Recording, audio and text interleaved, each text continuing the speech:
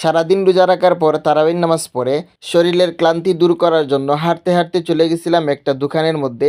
ওই দোকানের মধ্যে গিয়ে আমরা 2টা ঠান্ডা অর্ডার করি, কিন্তু বাইরে ভাই ক্লান্তি দূর হবে কি, দুবাইয়ের এই ড্রিঙ্কসগুলো এত পরিমাণে তিতা ছিল বলার বাহিরে। যদিও আমার বরিশাল্লা মনু আগ থেকেই জানতো যে এগুলা প্রচুর পরিমাণে তিতা, যার কারণে সে তারটা চেঞ্জ করে ফেলছে, আমাকে বলছে এটাও ভালো। সব থেকে মজার বিষয় হচ্ছে আমি তিতার জন্য খাইতে পারতেছি না, কিন্তু দোকানদার সহ বাকি যারা মানুষ আছে সবাই বলতেছে আপনি যেটা নিছেন এটা হচ্ছে 1 নাম্বার, এটা হচ্ছে সব থেকে বেটার, এটা আপনার শরীরের জন্য অনেক বেশি উপকারী।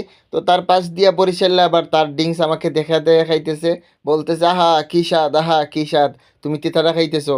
তারপরে আমি ওনারটাও শেয়ার করলাম।